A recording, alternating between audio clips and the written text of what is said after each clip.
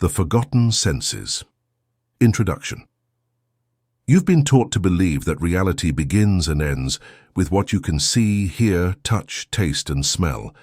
These five senses are your full connection to life, that anything outside their reach is fantasy. But what if that's the greatest illusion of all? The ancients knew something we've forgotten. Mystics, initiates, and theosophical masters whispered a secret that stretches through time. You were not born with just five senses. You were born with seven. Five of them let you survive. But the other two, they let you awaken. You see, you weren't designed to merely navigate the physical world. You were made to feel energy, to know beyond logic, to sense beyond the material. Two sacred senses, intuition and clair-sentience, were built into your spiritual anatomy, not as mystical gifts for the chosen few, but as natural instruments of your soul. They weren't lost, just buried, dormant, waiting for you to remember. From birth you were trained to rely on the outer world. You were told to believe only what your eyes could verify, your hands could hold, and your ears could measure. But what about the sudden hunch you couldn't explain, the gut feeling that saved you, the way you knew something was wrong before it ever happened? That wasn't a coincidence. That was your sixth sense. Intuition, speaking. It bypasses logic. It doesn't argue, it simply knows. It's the same sense that whispers when someone's smile hides pain, that tugs at your chest when a decision is wrong, that delivers full truth in an instant. Not through words, but through resonance. This is not just instinct. It's a spiritual organ linked to your causal body, the layer of your being that holds soul memory, karmic direction, and divine intelligence. It's the voice of your higher self, always speaking beneath the noise. And then there's the seventh sense, a clair-sentience, the ability to feel what cannot be seen, to sense the atmosphere of a room, the pain behind a mask, the energy of a place or person. This is the realm of healers and empaths. But more than that, it's a human birthright, a sensitivity that lives in the etheric and astral bodies, constantly scanning, receiving, responding to the world behind the world. You've used it all your life. You just didn't know it had a name, but why were these senses hidden? Why did the world teach you to ignore them?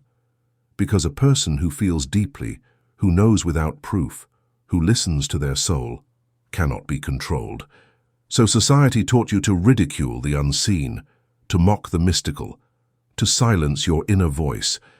By the age of 7, most children have already been disconnected from their subtle perception. The antennae of the spirit snapped, and yet you can return.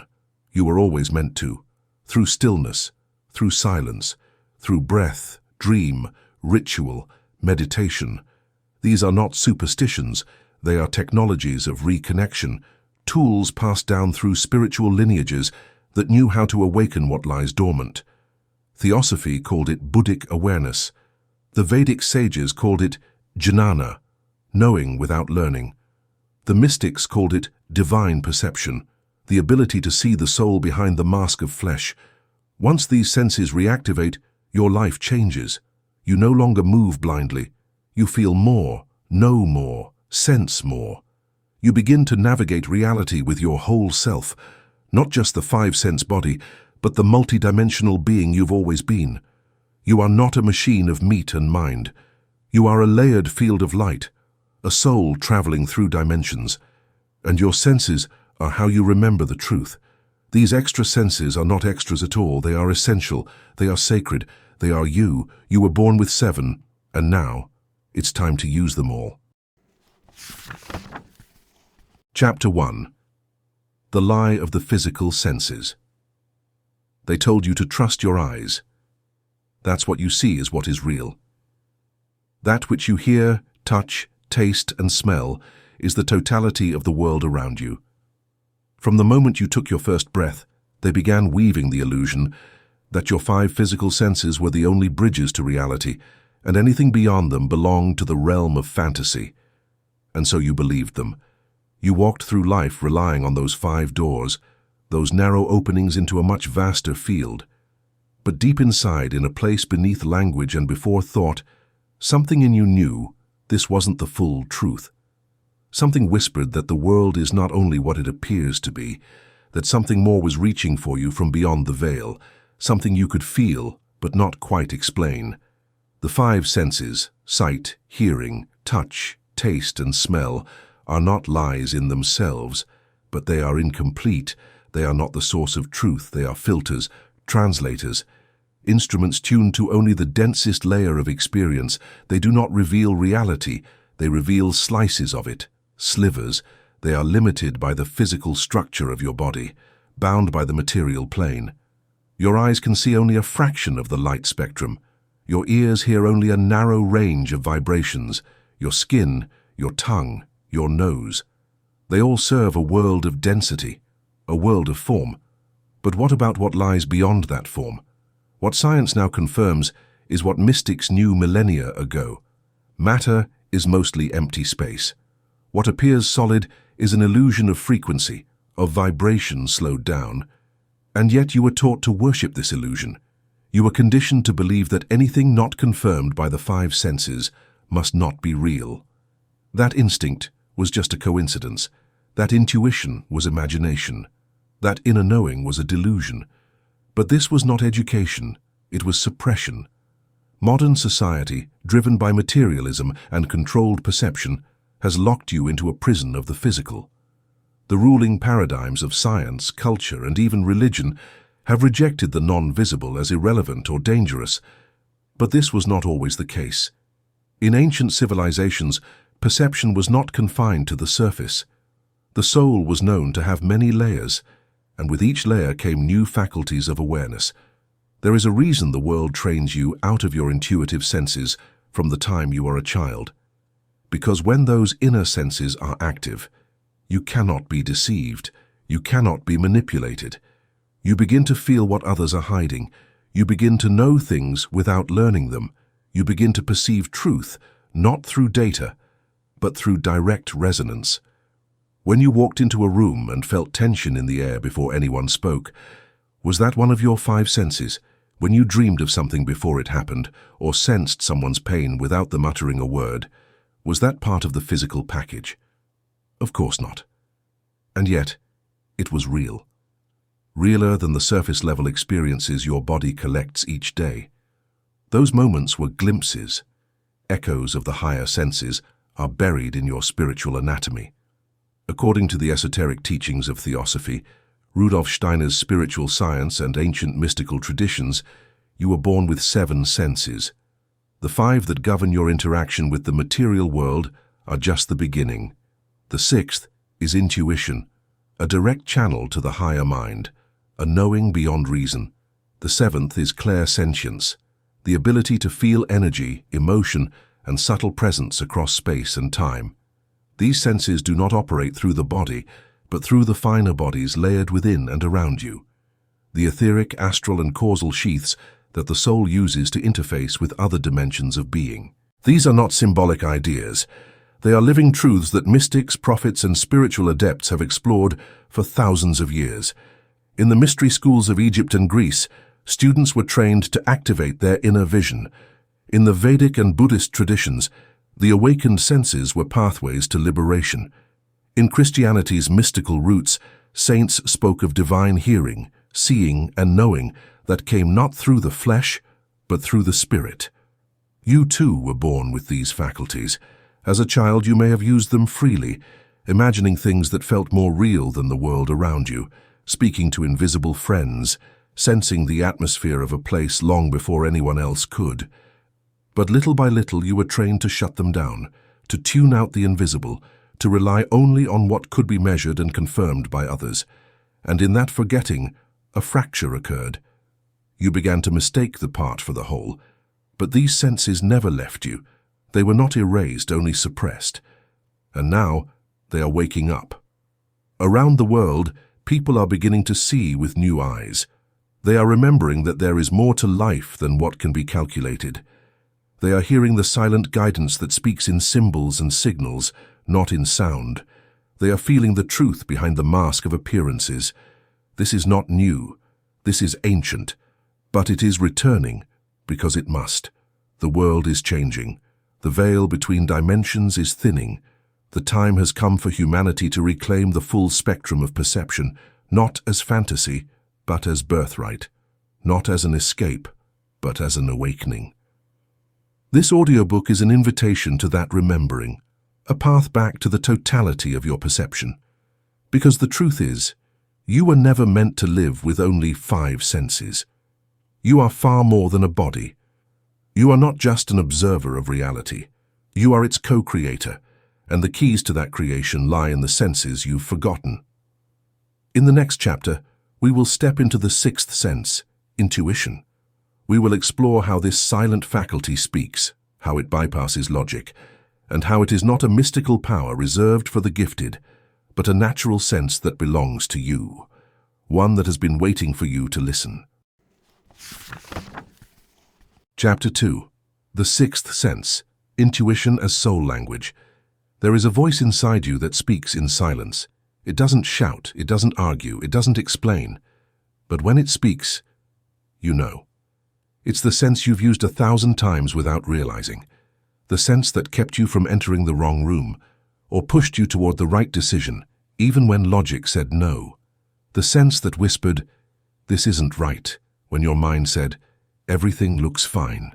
The one that told you to turn around, to pause, to say yes, to say no, to run, to trust, to wait. That voice is not imagination. It's not emotion. It's not instinct. It is intuition, your 6th sense, the direct perception of truth, unfiltered by logic, untainted by fear. And you were born with it. Long before you learned how to think, you knew. Long before you could explain your choices, you were guided. Children live close to this sense. They feel the truth of things before they're taught to question it. They know who is safe, what feels right, when something is off. But then we grow up. We learn to silence that knowing, to choose reason over resonance, to call doubt intelligence. And slowly the channel grows quiet. But intuition never leaves. It waits, quietly, behind the static of your mind. It is the voice of your soul, the signal of your higher self, and it's always trying to reach you. Unlike your 5 physical senses, intuition doesn't need time. It doesn't gather data. It sees through things. It delivers full-picture knowing in an instant. It doesn't need evidence. It is the evidence. That's why it often feels irrational to the ego, because it doesn't arrive in words or numbers. It arrives in resonance, a sense of alignment, a sudden clarity, a subtle shift in energy that changes everything. And yet, because we are conditioned to worship logic, we often ignore it. We override it. We think our way out of our knowing, only to realize too late that we knew all along. You've felt it. Maybe you met someone and something inside you recoiled. Even though they smiled and said all the right things, later you discovered why. Or perhaps you felt compelled to take a different route home, only to find that your usual path was blocked. Maybe a person's words said one thing, but something in your body knew they were lying. That wasn't paranoia. That wasn't luck. That was your intuition, tuned in, active, speaking in the language of direct perception. The mystics of every tradition honored this faculty. To them, it wasn't a magical power. It was a higher organ of perception. In ancient Egypt, it was called the Eye of Horus, the inner eye that sees beyond illusion. In the Vedic tradition, it corresponds to the 3rd eye chakra, the seat of insight and inner vision. In Theosophy, it is the expression of the causal body, the immortal soul speaking to the waking mind. It is not found in the brain, though the brain receives its impressions. It flows from the spiritual dimension of your being, the layer that remembers all things, that is not bound by time, and that sees your life from the mountain, not the maze. You don't need to create intuition. You only need to clear the noise that blocks it.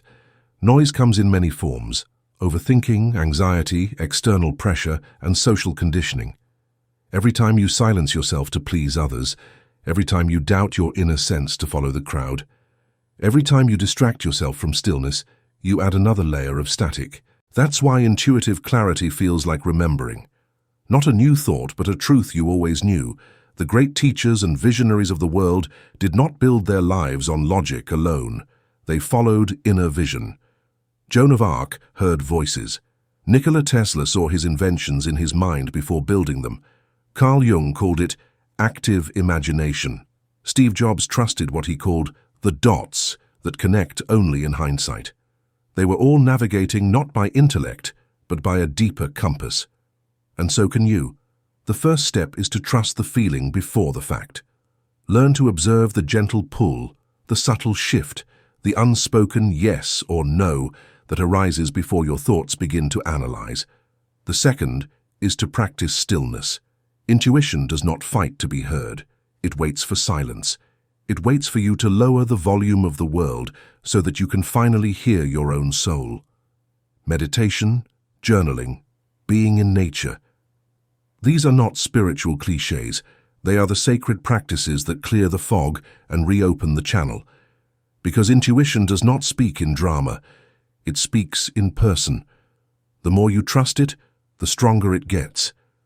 The more you obey its whispers, the louder it becomes. And soon you will begin to live from that space, making decisions not from fear or approval, but from alignment. This is the great return, from outer noise to inner knowing, from the static of the world to the signal of your soul. And once this sense is awakened, you will never move blindly again. You will walk through the world with a different kind of vision, one that sees what cannot be seen, knows what cannot be taught, and guides you through what cannot be explained. Because intuition is not a luxury, it is your birthright. It is the first of the forgotten senses. And now, it remembers you. In the next chapter, we'll explore the seventh sense, the mysterious power of clair-sentience, the ability to feel energy, emotion, and vibration directly through the subtle body.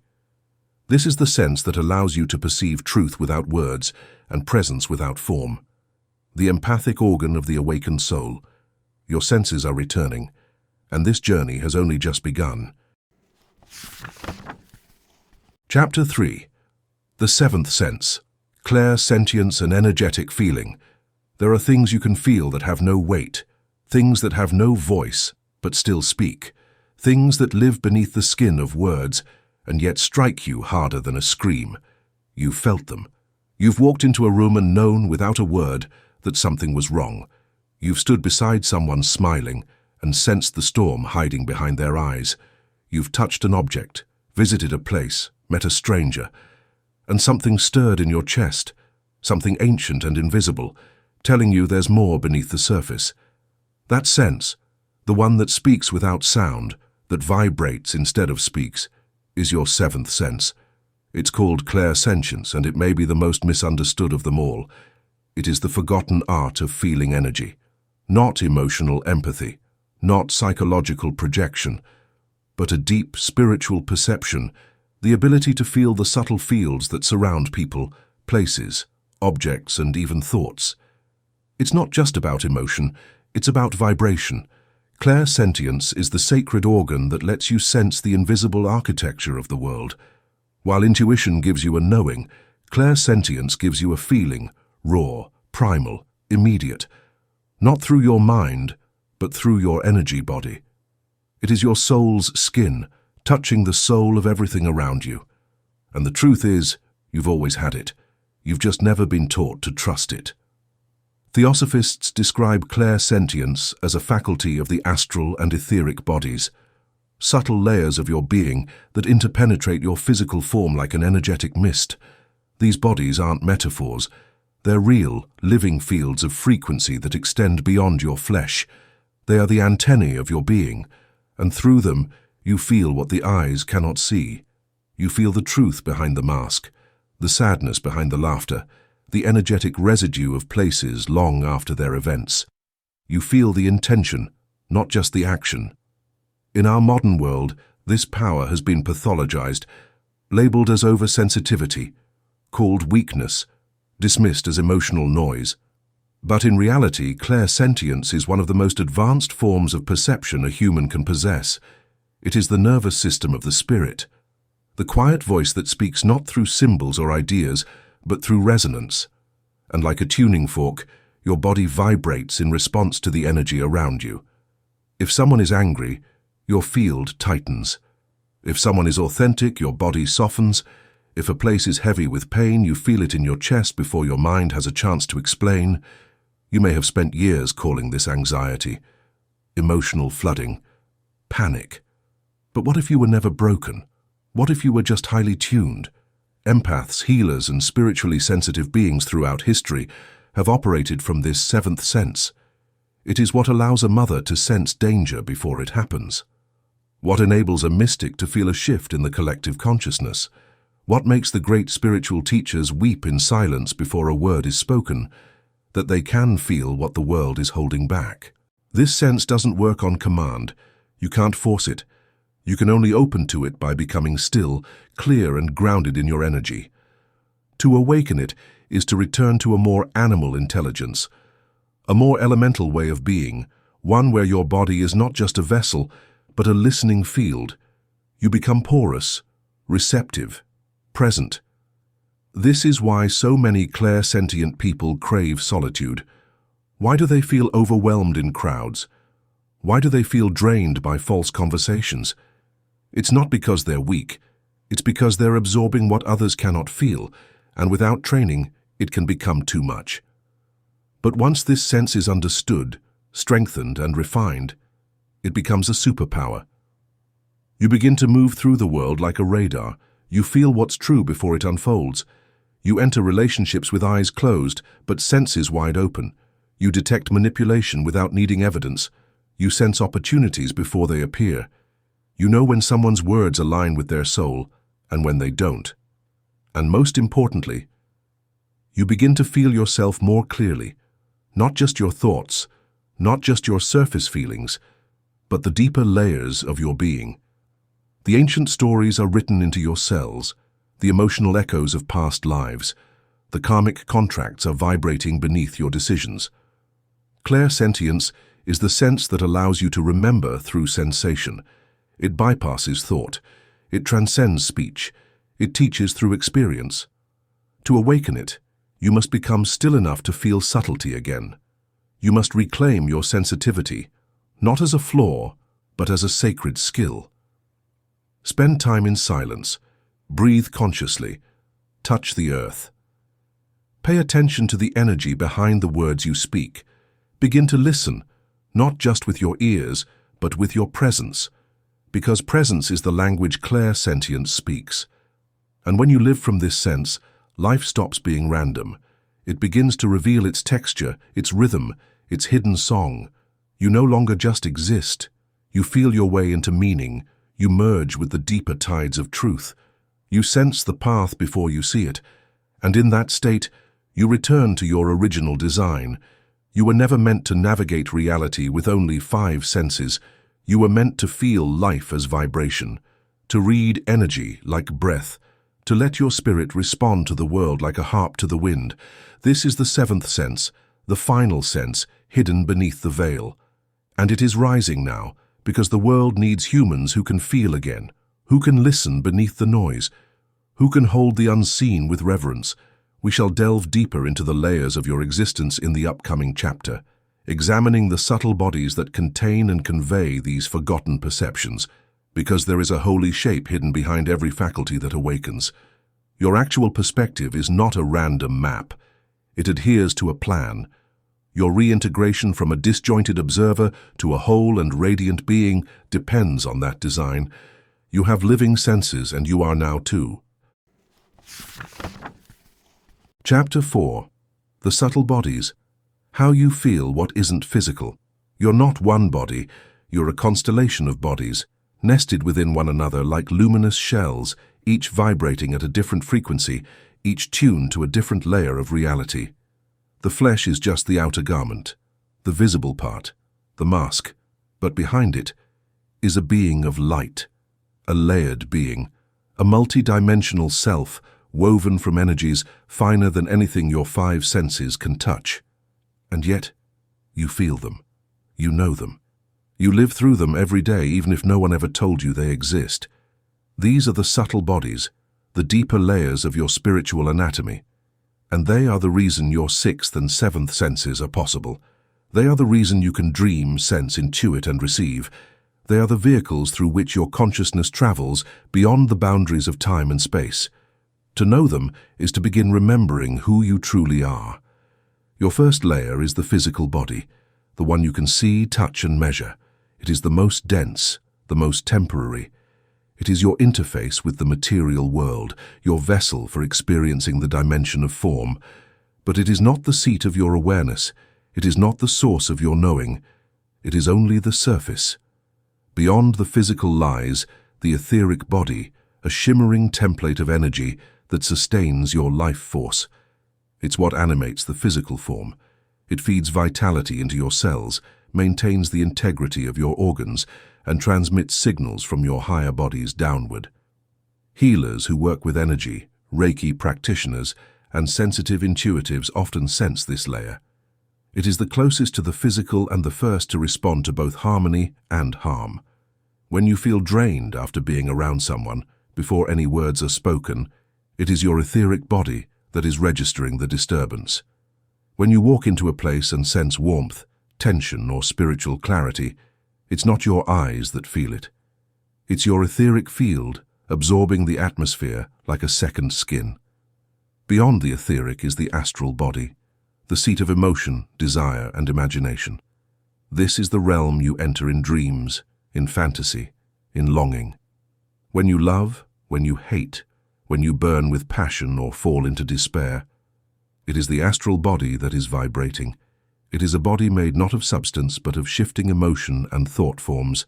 The astral world is alive, dynamic, and responsive. It is where much of your karma plays out. It is where intention takes shape before it drops into physical form. When you feel the presence of someone in a dream or sense a loved one who has passed, it is the astral body making contact across realms. It is also the playground of memory and psychic sensitivity. Then comes the mental body, the layer of structured thought, belief, logic, and perception. This is the body that holds your worldview. It carries the programs you inherited from society, from culture, from past lives. It shapes the way you interpret reality, and it too is a body, a vibrating field of organized information. When you change your beliefs, when you challenge inherited patterns, when you rewrite your inner narrative, it is the mental body you are working with. Intuition, when it rises, often conflicts with this body, because the mental field wants order, facts, and proof, while intuition speaks in paradox and feeling. Beyond that lies the causal body, the higher self, the architect of lifetimes. This is the part of you that remembers.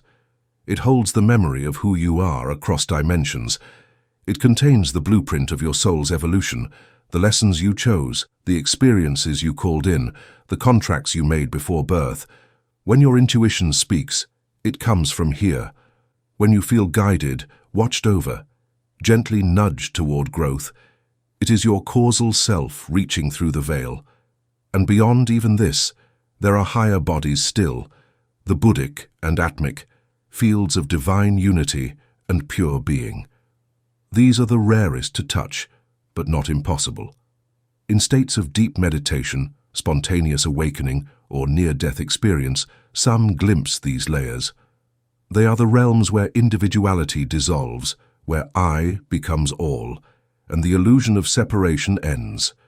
Together, these bodies form your full self, and yet, you've been taught to believe you are only one. This fragmentation is the root of human suffering. You feel torn, incomplete, disoriented, because you are living through a single room of a great cathedral. You're walking in your physical body, thinking in your mental body, but rarely feeling the connection to the deeper field that holds it all together. But once you begin to awaken the sixth and seventh senses, once you start feeling and knowing beyond logic, your subtle bodies come online. They begin to harmonize. They begin to inform your choices, your relationships, and your healing. Your energy becomes integrated. Your path becomes clear. You begin to move not as a person, but as a presence. You may find yourself knowing things before they happen, sensing the mood of others without a word, feeling the health of your own system through vibration. You may begin to experience sudden clarity, rapid downloads of insight, emotional releases from past lives, or moments of oneness that transcend space and time. These are not signs of strangeness. They are signs of remembrance. Your subtle bodies are reawakening. Your full self is rising. And with that rise comes power. Not the power of dominance, but the power of alignment, of living in resonance with your total being, in communication with every layer of yourself. The more you honor these bodies through rest, silence, spiritual practice, and mindful presence, the stronger your perception becomes. You become like a crystal tuned to multiple frequencies, able to feel what others can't, to see what others miss, to walk paths hidden to the ordinary eye. And that is not a burden, it is a calling. You were not born to live half alive. You were not designed to experience reality with only 5 doors open. You are a temple of energy, a traveler between worlds, a soul clothed in 7 layers of light. In the next chapter, we'll explore how and why these senses were buried, and the story of how humanity fell asleep to its deeper perception, because only by understanding forgetting can we fully reclaim the awakening. You are remembering now, and the veil is growing thin. Chapter 5. How we lost our senses. You were not always blind. There was a time, not just in ancient history, but in your own soul's memory, when your 7 senses worked in harmony, when your body was not a cage, but a conductor, when you lived in both the visible and the invisible worlds at once, walking the earth while listening to heaven. But that time slipped away. You were born with your full system intact. Your subtle bodies pulsed with light. You felt what others could not say. You sensed danger before it arrived. You heard the voice of your soul in dreams. You responded to people's energy rather than their words. You lived close to the source. And then, the conditioning began. From your earliest years, they taught you to look outward, to seek answers from the world, from books, from voices of authority. You were rewarded for thinking, not for feeling, for repeating, not for knowing, for obeying, not for listening to that silent guidance rising from within. The inner senses were slowly starved, not with violence but with distraction, not with chains but with noise. It began with the subtle shaming of sensitivity. Don't be so emotional. You're imagining things. That's not real. Grow up. You learned that your invisible experiences, the ones you could not explain, were not welcome in a world obsessed with what could be measured. So you buried them. You began to doubt your own knowing. And the voice of intuition, once strong, once clear, faded beneath the static of thought. This was not your fault. It was part of a larger forgetting, a collective amnesia passed down through generations. Once upon a time, in nearly every ancient culture, the unseen was honored. The seers, the mystics, the shamans. These were not fringe figures. They were guides, teachers, anchors of sacred wisdom. The dream world, the energy field, the subtle layers of existence, all were considered real, essential, part of life's greater architecture. But with the rise of empire, dogma, and material conquest, the old ways were buried. Intuition became heresy, feeling became weak, inner truth became dangerous, mystery was replaced with dogma, experience was replaced with belief, wisdom was replaced with obedience, and over time the human being shrank. What was once a radiant multidimensional being became a flesh-bound consumer, taught to ignore the very signals that once guided entire civilizations. The schooling system was designed not to awaken your inner senses, but to standardize you, to mold your perception into narrow channels, to measure your intelligence by how well you can repeat, not how deeply you can see. Your society rewards the loud, the logical, the quantifiable. It fears the subtle, the intuitive, the invisible. And so you learn to betray your own inner compass, to make choices that don't feel right because they make sense, to silence the warnings that rise in your gut, to rationalize your own disconnection, and yet no matter how deeply it is buried, your soul never forgets.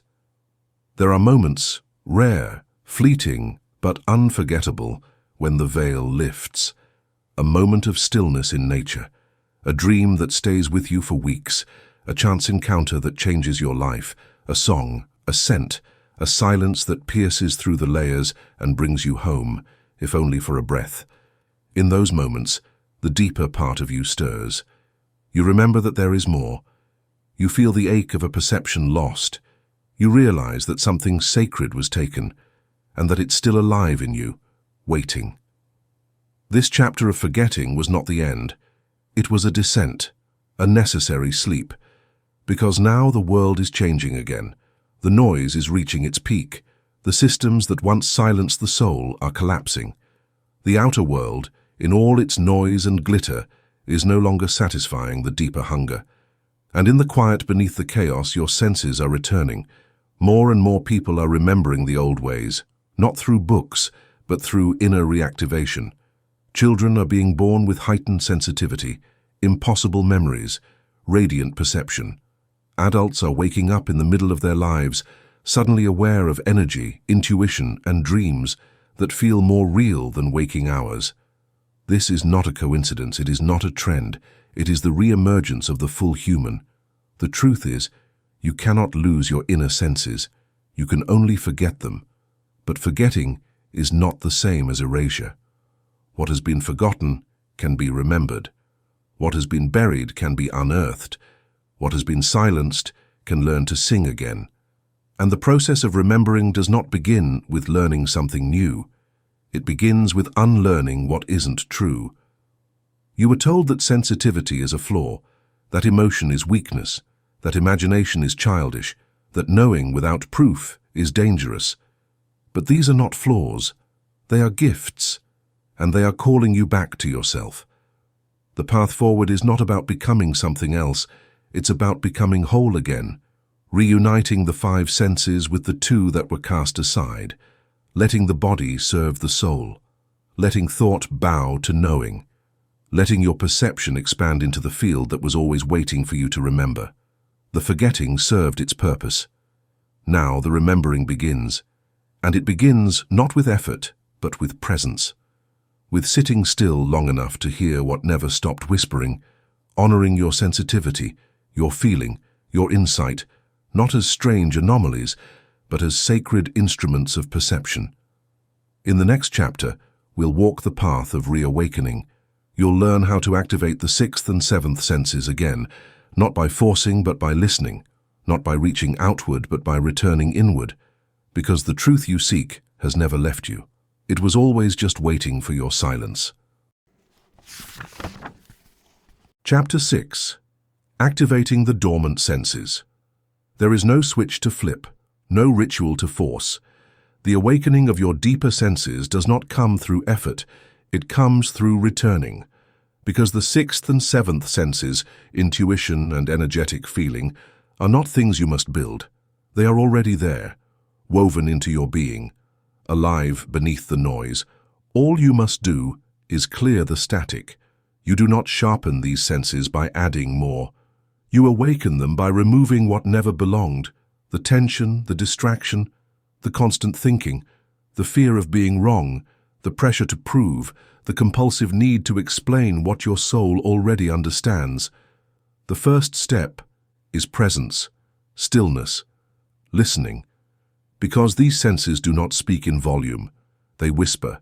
They speak when you stop searching, when you soften, when you remember to feel without needing to label. Start here.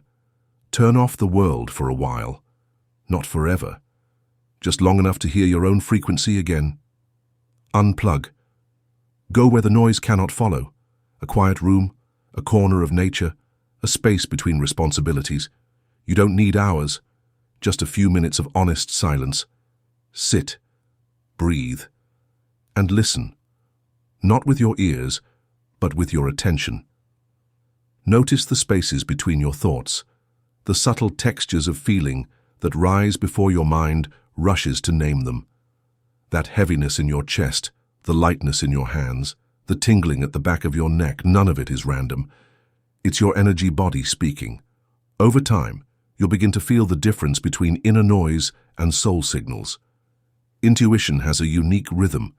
It arrives gently but with unmistakable clarity. It feels neutral, not charged, not desperate. You won't feel anxious or frantic when it speaks. You'll feel certain, even if you don't know why. Learn to honor that feeling. Obey it without demanding proof. The more you follow your intuition, the clearer it becomes. It's like strengthening a muscle, not through force, but through trust. Next, awaken your seventh sense, the ability to feel energy directly.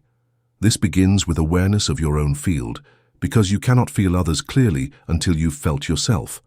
Try this. The next time you're alone, close your eyes and extend your awareness just a few inches beyond your skin. Imagine that you're wrapped in a soft, radiant field, your energy body. Don't try to see it, just feel it. Is it warm or cool, tight or expansive? Does it feel still or agitated? You'll notice that your state is not confined to your body. Your field carries emotion, memory, and intention. You may even sense imprints from your day, places you've been, people you've encountered, thoughts you've entertained. And just by noticing, something incredible begins to happen. The field clears itself, because energy responds to attention. From there, expand your awareness outward. Walk into a room and feel it before you speak. Touch a tree and let your hands listen. Stand near someone and observe your body's response before your mind evaluates them. You'll begin to sense where energy flows and where it stops. You'll feel tension before it's spoken. You'll catch truth in the quiet and deception in the pretty words. You'll know when to step forward and when to walk away, not because of evidence, but because your entire being becomes a compass. To go deeper, begin keeping an intuition journal. Each time you sense something, a hunch, a knowing, a gut feeling, write it down. Later, return to the page and see what unfolded. You'll be shocked at how accurate your irrational knowing was, and with each confirmation, your trust in your higher perception will deepen. Another powerful practice is intentional silence. Don't just sit in silence. Enter it with reverence. Treat it like a sacred doorway. In that space, ask nothing, expect nothing, just feel, just be. In time, you'll begin to receive impressions, insights, images, not from your mind, but from your higher field. Movement helps too. Slow, mindful movement that synchronizes body and breath. Yoga, qigong, walking meditation. These are not just exercises. They are tuning rituals. They bring your awareness into the body, which is the gateway to subtle perception. And of course, spend time in nature. Nature does not block perception. It opens it. A forest is not just trees. It is a field of frequency, a living library of intelligence. Your subtle bodies resonate with natural energy. You'll find that in the quiet of the earth, your inner senses open like flowers toward the sun. Be mindful of what you consume, not just food, but media, conversations, and environments. Everything you take in either supports or clouds your sensitivity. Choose what uplifts, not what numbs. Your soul is listening through every sense. Give it what it can digest. And perhaps most importantly, stop apologizing for your sensitivity. You were not made to be numb. You were not made to filter life through logic alone. You were not made to explain your knowing to a world that forgot how to feel. You were made to perceive deeply, to receive reality, not just through your body, but through your entire being. And every moment you choose presence over performance, silence over stimulation, alignment over approval, you feed those deeper senses. You awaken the parts of you that know, that feel, that see what cannot be seen. This is not about becoming mystical. It is about becoming whole. When the 6 and 7 senses are active, the 5 no longer dominate. They harmonize. They serve the higher intelligence flowing through you. You begin to live not just with eyes open, but with your soul awake. You feel more, know more, but you also suffer less. Because the truth, when felt directly, brings peace. Because knowing, even without proof, brings clarity. You don't need a teacher to unlock these senses. You only need to remember that you are the key. In the next chapter, we will explore what it means to live as a fully sensed being. To move through the world as one who sees the invisible, hears the silence, and feels the truth behind every moment. Not as a mystic in retreat, but as a living presence in a forgetting world. Your senses are no longer dormant. Now, they are waking. and soon they will begin to lead. Chapter 7. Living as a fully sensed being. Once the doors open, they do not close. You begin to feel everything, not in the way you used to, overwhelmed, fragile, unsure, but with strength, with clarity, with reverence, because now you are no longer mistaking feeling for weakness. You have reclaimed it as wisdom. Living with all 7 senses awake is not about becoming mystical, abstract, or removed from the world. It's the opposite. It's about becoming more human than ever before, but in the way humanity was always meant to be. Awake, aware, attuned to both the seen and unseen. You start to move differently through the world. Slower, perhaps. Not because you're lazy, but because you're listening. You don't just hear words anymore, though you feel their weight, their energy, their intention. You don't just walk into rooms, you feel the story the walls carry, the frequency in the air. You notice more, not because you're looking harder, but because you've stopped filtering out the truth. With the 6th sense active, your choices begin to shift. You don't need endless pro and con lists. You know. You feel the right path, not as a thought, but as a resonance. When something is aligned, it hums inside you. When something is wrong, no matter how attractive it looks, it collapses in your chest. With the 7th sense awakened, your relationships deepen. You no longer need people to tell you how they feel. You can feel it.